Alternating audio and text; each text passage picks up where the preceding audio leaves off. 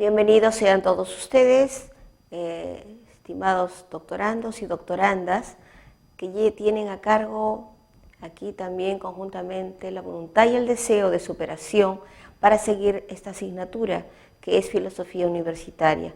Con el mayor gusto los saluda la doctora Violeta Pereira Saldívar e iniciamos en esta oportunidad un ciclo de 2 conferencias. Empezaremos con la primera. Conferencia número 1 de la asignatura, como se ha mencionado anteriormente, Filosofía de la Educación.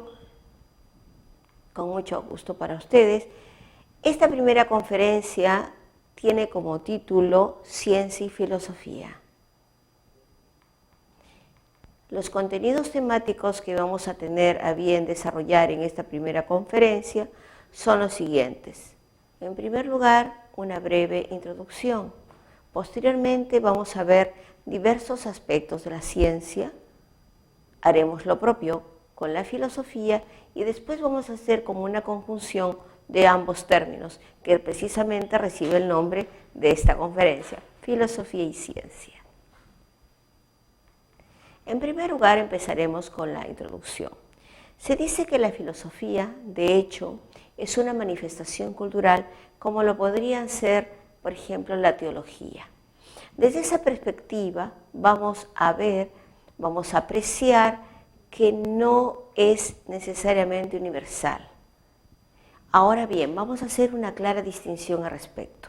La filosofía tiene ciertos temas, ciertos aspectos, ciertos tópicos que pertenecen a lo que se llama el núcleo, ¿no?, de como variable de estudio. Eso lo desarrollaremos más adelante, pero eso es imperecedero y se ve a través del tiempo y de la historia.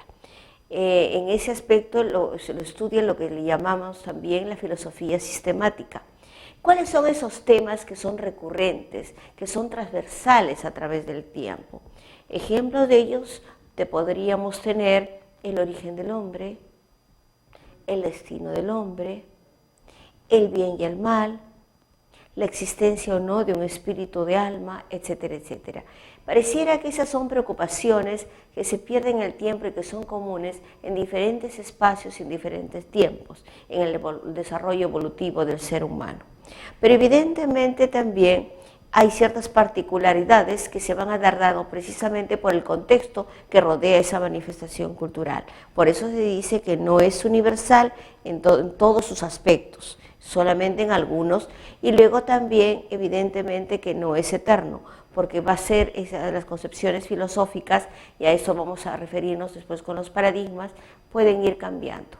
En síntesis, alrededor de esta primera diapositiva, vemos la filosofía como una manifestación cultural que tiene aspectos que son imperecederos, que se van repitiendo a través del tiempo, pero que evidentemente hay otros que van a ser grandemente influenciados por el contexto, por el espacio y el tiempo. Luego tenemos que aquí las diferentes expresiones filosóficas que se han dado a través del tiempo van a tener lo que se va a dar diferentes tipos de paradigma en culturas de forma sincrónica. ¿Qué quiere decir esto? Que podría ser que a un mismo tiempo, en una misma sociedad, en una misma cultura, pueden darse diferentes tipos de modelos o enfoques filosóficos. Ante todo, ¿qué son paradigmas? Son ciertos referentes como patrones de pensamiento referente a un tema determinado, que en este caso es el aspecto filosófico. Y luego también puede darse el caso que esas expresiones filosóficas pueden darse en una sola época, en un solo momento, en una sola coyuntura, en diferentes etapas. Voy a poner un ejemplo de cada una de ellas. Por ejemplo, pudiera darse, en la época actual, coexisten diferentes tendencias, expresiones filosóficas en la actualidad.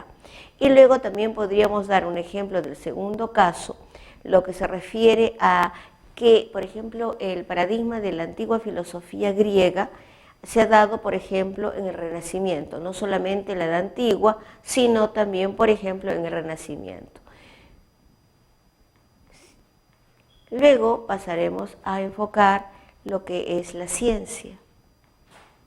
Y aquí tenemos, ante todo, qué entendemos por ciencia, y eso veremos, pero primero vamos a ver lo que es antecedentes. Acá hay un personaje que seguramente ustedes lo conocen. es Pitágoras de Samos, y aquí se le señala en la diapositiva tanto la fecha de su nacimiento como la fecha de su muerte. Cabe resaltar que su vida, mayormente a veces se pierde un poco en la leyenda, no existen muchos datos exactos acerca de su desarrollo en su vida. Pero en este caso, ¿por qué lo vemos en esta oportunidad? Es importante porque él, inclusive, ¿quién no conoce en los estudios el célebre teorema de Pitágoras? Y desde ahí lo vemos como un gran matemático, ¿no? Él fue un gran impulsor, un gran estudioso de todas estas ciencias, matemáticas, geometría, aritmética, pero no solamente eso. Él fundó también una hermandad filosófica en la cual también se dedicaban a analizar, a estudiar, investigar otros diferentes tipos de ciencia, pero siempre con un enfoque de reflexión, de análisis, ¿no? Y aquí es importante ver que en esa hermandad se recibía a personas de ambos géneros, tantos hombres o mujeres. Por ejemplo, Pitágoras, él era vegetariano, inclusive tenía ciertas particularidades. Por ejemplo, él no se vestía de pieles de animales. Él tenía una vida un poco como un místico, ¿no? Muy dado a la reflexión. Y sus seguidores también llevaban ese tipo esa tónica en su perspectiva, ¿no? Es importante ver que también él influyó grandemente en dos grandes filósofos de la antigua Grecia, que son Aristóteles y Platón. Entonces nos encontramos ante un personaje que con una labor muy científica, muy rigurosa, y que trataba de tener una coherencia en su vida académica, en su vida intelectual, pero también en su vida personal, que tuvo grandes cantidades de seguidores en esa época, por supuesto. Luego, evidentemente, ¿cuáles son algunos de los fundamentos que daba Pitágoras de Samos, más conocido como Pitágoras, ¿no? En este aspecto, él consideraba que la realidad era de naturaleza matemática. Interesante su planteamiento. Luego también hablaba de que la filosofía era un camino, una posibilidad, una alternativa para purificar el alma, a través de un raciocinio y de un análisis en forma exhaustiva y, por supuesto, en la búsqueda de la verdad. Vemos que aquí hay una palabra que es muy interesante: verdad, verdad y ciencia. Ténganla presente para lo que veremos a continuación. Luego también tenemos el alma. Él consideraba que el alma, y precisamente filosofaba respecto a ello, creía que podía en algún determinado momento, lo que era una esencia muy especial en el ser humano, que podía unirse hacia la divinidad. Vemos pues que él es un científico, ¿no? Lo vemos por eso ahora en esta parte de la ciencia, pero como ustedes estarán apreciando, ciencia y filosofía eran al principio cosas que se interrelacionaban y que algunos consideraban que era una sola.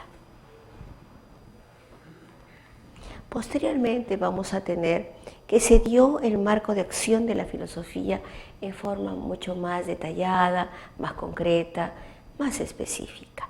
Vamos a ir por una pequeña línea de tiempo a lo que es la Edad Media. Esta Edad Media que duró desde el año 476 después de Cristo hasta el 1493, con la caída del toma de Constantinopla por los turcos. Casi 10 siglos, de hecho, de duración, que los estudiosos hacen ver como ha habido tres grandes etapas: la baja Edad Media, la Edad Media y la Alta Edad Media. Y en este caso vamos a ver qué hechos históricos van a influenciar, y aquí estamos hablando del contexto que había mencionado al inicio de esta conferencia. Simple y llanamente eran, por ejemplo, las cruzadas. Hubo un gran intercambio con todo lo que era el Oriente. Luego también tenemos como el Índex, que es una lista de libros prohibidos, que no necesariamente eran de temática religiosa, sino que inclusive eran de temática científica, pero como algunos de estos descubrimientos o avances o textos iban en contra de las creencias de la religión católica, que se caracteriza precisamente a esta edad por ser eminentemente teocéntrica, es que fueron quemados, inclusive sus autores a veces excomulgados y otras veces, inclusive también el caso muy concreto y conocido por todos, que Galileo Galilei, por ejemplo, ¿no? Y en ese aspecto también tenemos como grandes representantes, y lo mencionaremos en la segunda conferencia, a Santo Tomás de Aquino, ¿no? Con la escolástica. Entonces vemos que una filosofía ahí va a retomar también a través del Renacimiento la gran influencia de la antigüedad clásica, ¿no? Específicamente y especialmente de Aristóteles. No señala lo demás, pero veremos especialmente Aristóteles va a tener una gran incidencia, una gran influencia en la Edad Media, que como vemos no solamente se circunscribió al área de Europa, sino que también recibió diferentes tipos de influencias, específicamente del Oriente, ¿no? Específicamente el mundo árabe también. Y luego también pasamos en la Edad Moderna, que eso ya será materia también de la segunda conferencia, donde vamos a ver a René Descartes como un gran representante, ¿no? Que sale también él con su célebre obra y con el racionalismo, ¿no? Y con la duda metódica que veremos posteriormente. Pero acá vamos a hacer mención específicamente del siglo XVII, siglo XVIII, en el cual esta ciencia va circunscribiéndose con sus objetos de estudio. Y aquí creo que llegó el momento de definir ciencia. Se concibe ciencia como un conjunto de conocimientos organizados sistemáticamente, ¿no? Que tienen un objeto determinado, una parte de la realidad para hacer su estudio, centran su actividad en esta parte de la realidad, pero también tienen métodos específicos. Y en ese aspecto, concibiendo ese tipo de concepto de ciencia, veremos pues que esas realidades, ese desarrollo del pensamiento humano, del pensamiento científico, va a hacer que cada vez se vaya especializando, se vayan perfilando esas partes de la realidad, y por eso es que lo que era antes prácticamente ciencia con filosofía, que por eso se le llama la madre de todas las ciencias, se vaya circunscribiendo y perfilando en diferentes objetos de estudio y por ende en lo que llamaremos más adelante las ciencias particulares. Luego tenemos como segundo aspecto lo que es la filosofía. Y aquí, señores, a definir la filosofía hay diferentes formas de hacerla. En esta oportunidad voy a dar dos tipos de definiciones. Estoy obviando algunas que ya se desarrollarán en las sesiones que son la intensiva y la exclusiva. Pero en este caso vamos a ver el sentido etimológico.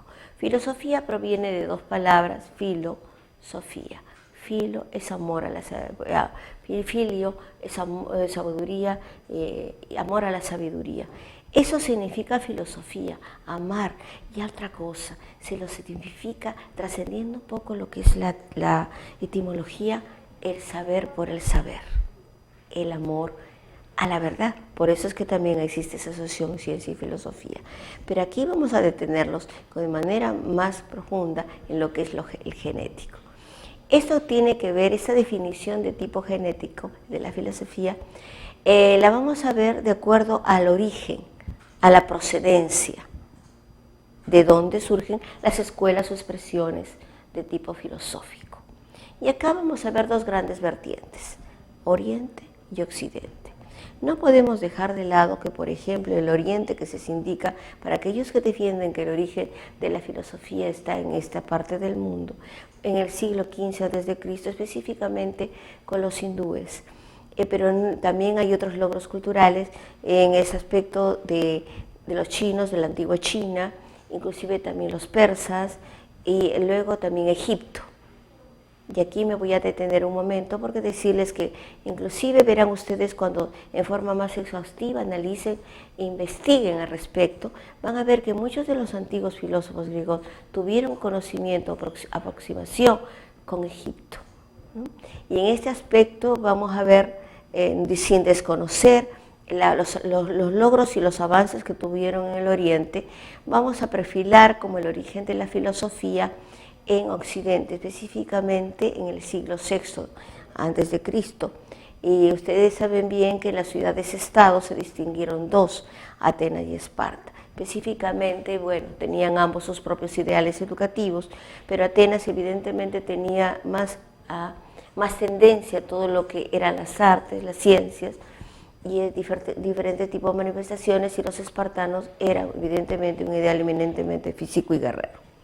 Desde ese punto de vista, entonces, vemos a la filosofía, por un lado, como amor a la sabiduría, el saber por el saber, inclusive amor a la verdad, y luego también la de tipo genético, con Oriente y Occidente, y les hemos brindado también las dos posiciones, perfilando que realmente el origen de la filosofía, con ese paso del mitos al logo, que se verán a continuación en sus clases y en todas las actividades de investigación que tengan a bien realizar, es la razón fundamental, el principio del por qué se dice que con más contundencia el origen de la filosofía se encuentra en el Occidente y específicamente en la antigua Grecia. Ahora, esta filosofía ya concebida como ciencia, ¿no? Tiene la finalidad de comprender aspectos culturales y aspectos de la experiencia de forma sistematizada, analítica, reflexiva, crítica, y no solamente son creencias u opiniones, porque recuerden que los antiguos griegos diferenciaban episteme de doxa. La episteme era el saber científico, el saber analizado, verídico, validado, por utilizar un término actual, pero la doxa era el saber popular. Específicamente, entonces, tenemos que la filosofía se orientaba más con la vertiente de episteme. Tenemos como variables de estudio dos grandes aspectos. El núcleo, que es lo que se dijo en la introducción, son ese tipo de aspectos, temas que han sido materia de análisis filosófico a través del tiempo, que ya dijimos anteriormente que era el destino, el origen del ser humano, etcétera, etcétera. Y en este aspecto también hay otros que van a ser coyunturalmente importantes de acuerdo al enfoque, de acuerdo al entorno cultural histórico de un determinado momento, ¿no? Entonces tenemos que, para analizar un hecho histórico, vamos a ver que hay verdades hay temas que son transversales y otros que van a ir cambiando de acuerdo a la coyuntura. Llegamos pues al tercer aspecto, que es la filosofía y la ciencia, ya como conjunción, ya como unión, y vamos a ver ahora, entre otros aspectos, por qué se dice que la filosofía es una ciencia universal, y la vamos a diferenciar también de las llamadas ciencias particulares. Acá vemos, en esta diapositiva, claramente en su título dice el enunciado: filosofía, ciencia universal. Y acá en este aspecto vamos a ver que la ciencia se va a interesar, va a tratar, tiene como objeto de estudio todo el conjunto de la realidad, de la vida del ser humano, de la naturaleza, de la vida misma. Y desde esa perspectiva no va a circunscribir su campo de acción a un campo específico, a un aspecto específico. No, es holístico. Y por otro lado también trasciende del simplemente estar en el mundo. Quiere llegar a saber, conocer y ubicarse en forma consciente como ser pensante y trascendente de todo lo que le rodea y de su propia naturaleza. Entonces, por eso es que, siendo el ser humano tan complejo, tiene que interesarse de una forma general de todo lo que implica la complejidad del ser humano. Tenemos acá las otras ciencias, llamadas ciencias particulares, en contraposición o a diferencia de lo que es la filosofía, que la denominamos ciencia universal. Esta sí circunscribe su campo de acción, su objeto de estudio, sus métodos, sus teorías, ¿no? Que no lo hace la filosofía, que no tiene métodos exclusivos, ¿no? ellos sí, estas ciencias particulares, sí se especifican, se especializan en determinadas áreas y veremos a continuación algunas de ellas como ejemplo, pero estoy cierta que ustedes ya están viniendo a su memoria algunas de ellas, porque recuerden que al principio, con esa premisa de que la filosofía era madre de todas las ciencias, ratifico lo expresado anteriormente. Posteriormente, con el desarrollo de la misma ciencia y los mismos avances, es que se fueron circunscribiendo y especializando diferentes objetos de estudio, dando origen a las diferentes ciencias que ahora vemos como ciencias particulares. Tenemos como ciencias particulares, presentamos esta clasificación. Cabe mencionar que como estamos ante una ciencia fáctica, también van a existir diferentes formas de hacerlo, pero en este momento vamos a presentar esta, en la que se divide a estas ciencias particulares en reales y formales. Estas reales son aquellas que se ocupan específicamente, se dividen a su vez, y ahí está la razón de ser de esta división, en ciencias de la naturaleza. Por ejemplo, la física, la química, la biología. Tenemos también aquellas que son ciencias particulares que están relacionadas con la cultura. Específicamente, le mencionaremos dos: el lenguaje, la historia.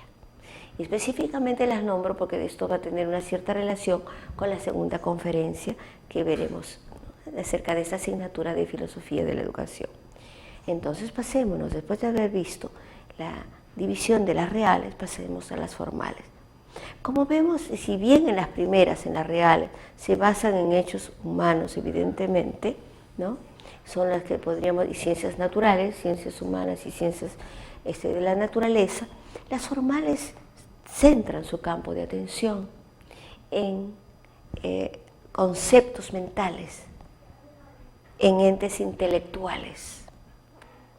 Son ideas, son abstracciones de la realidad. Ejemplo, la matemática. Otro ejemplo, la lógica. Veamos pues que la razón de ser de ambas, ¿no?, difiere en cuanto a objeto de estudio, y por ende, y repito, sus teorías y sus métodos van a ser de acuerdo a su propio objeto de estudio y a la naturaleza, a la esencia de lo que pretende conocer, teniendo como factor común todas ellas, que toda ciencia busca la verdad. Y en un estado en que en la creciente creación, ¿no?, creciente creación del conocimiento, toda ciencia está en constante revisión y evolución de sus propios principios, de sus propias teorías, de sus propios métodos y de los propios postulados que se da a través del tiempo, ¿no? Y eso es lo que le da, con todo lo falible que pueda ser un estudio, se busca la autenticidad y sobre todo, decir ciencia es búsqueda de verdad. Y acá tenemos características en cuanto a lo que es la filosofía, no es empírica. Ahora, se basa evidentemente, entonces ustedes podrían decirme, pero un momentito, ¿de dónde? Estamos viendo que no todas las ciencias son eidéticas. No, parten de la realidad, parten de la experiencia, pero no se quedan ahí, la trascienden a través de abstracciones, a través de concepciones, como decimos, de ese análisis, de extraer la esencia de esas experiencias, ¿no? Y luego también es holística porque se dijo, porque no tiene un especial y particular enfoque en un campo específico del ser humano, de la realidad. Le interesa y su campo es general. También la filosofía es fundamental en este caso concebida como que tiene fundamentos, que tiene principios, que debe ser validado, certeros, ¿no?, en la reafirmación de que esos enunciados son válidos para la realidad. Y también es racional. En este aspecto lo que se basa y lo que busca y ese acercamiento a esa aproximación a la realidad es la verdad. Y cómo se llega a la verdad por medio no de emotividad, ni opiniones, ni sentimientos, sino por medio de la razón, de la inteligencia y en forma sistemática, haciendo uso de técnicas y métodos mentales que aseguren esa aproximación y esa dentro de lo posible, la infalibilidad de lo que se diga y la constante revisión de lo que se plantea. Y también es crítica. Y aquí evidentemente está asociada con esas dos anteriores, de fundamental y racional, porque se basa evidentemente en un análisis profundo de todo lo que implica la filosofía. Es una revisión constante y que ya veremos que en las diferentes escuelas, específicamente las contemporáneas, llega a veces a crear cierta incertidumbre. La filosofía es crítica, la filosofía duda, la filosofía busca respuestas, pero a través de exhaustivos y constantes formas de exploración, de indagación de la realidad. Luego, en este aspecto, doy por finalizada la primera conferencia, en la, como verán ustedes, en la primera parte hemos visto aspectos de la ciencia, en la segunda específicamente la filosofía, y hemos visto que evidentemente en la última, filosofía y ciencia, se han tratado de lo que implicaba en la anterioridad como una sola ciencia que después se ha diversificado y que tiene unas características particulares que se quiere hacer general y válida a través del tiempo. Muchísimas gracias por su atención y les invitamos desde ya a la segunda conferencia.